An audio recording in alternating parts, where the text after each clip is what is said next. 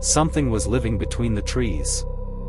If you ever go deep into the woods, far enough that your phone loses signal and even the wind sounds wrong, just remember this. Sometimes, you're not alone out there. Even when it feels empty. Sometimes, something is already watching you. This happened 3 years ago. My name's Daniel, and I used to do solo camping trips, nothing crazy, just remote spots where I could disconnect. That time, I picked a location deep inside a forest in northern Oregon. No marked trails. No campsites. Just raw wilderness. Exactly what I wanted. The nearest road was at least 6 to 7 kilometers away. No people. No lights. No noise. Perfect. Or at least, that's what I thought. The first thing that felt off wasn't something I saw. It was something I didn't hear. No birds. No insects. No wind. Just silence. At first, I ignored it. I set up my tent near a clearing, started a small fire, and tried to relax. But the silence didn't go away. It felt heavy. Like the forest was holding its breath. Around sunset, I went out to gather some firewood. That's when I found it. About 50 meters from my camp, there was a small area where the ground had been disturbed. Not by animals. It looked intentional. Branches were arranged in a circle. In the center, there were bones. Small ones. At first, I told myself they were animal bones. Probably deer or something. But then I saw something that made my stomach drop. A piece of fabric. Dirty. Torn. And definitely, human. I got this overwhelming feeling. Like someone, or something, was watching me. You know that instinct you get? When your brain starts screaming before you even understand why. I turned around slowly. Nothing. Just trees. But I swear. I saw something move. A shadow slipping behind a trunk. Too tall to be an animal. Too thin to be a person. I went back to camp fast. Locked myself inside the tent. Kept the fire going. Told myself I was overthinking. Then night fell. And that's when everything changed.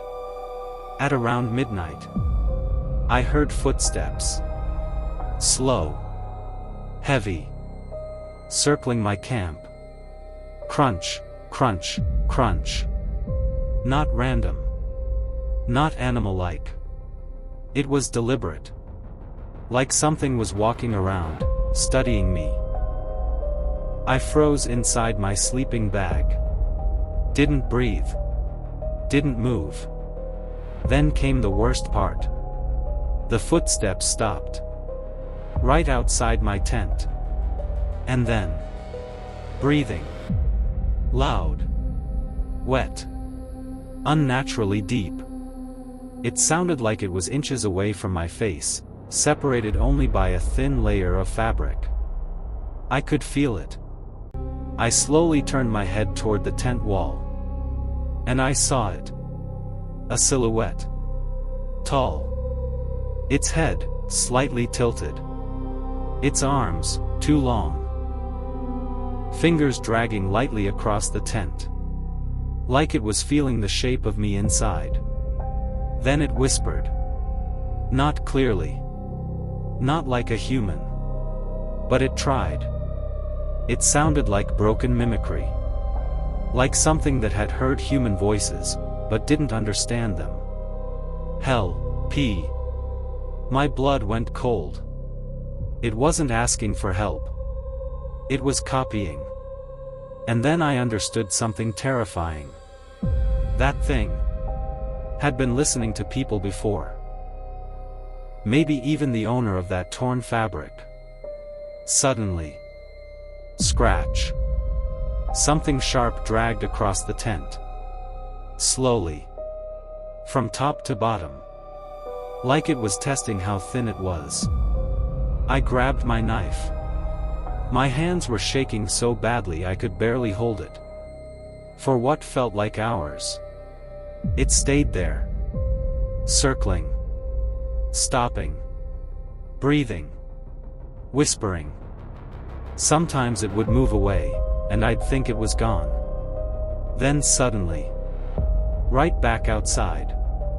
Like it never left. And then. It stopped. Completely. No footsteps. No breathing. Nothing. Just that same heavy silence. I didn't sleep. The second the sun came up, I ran out of the tent.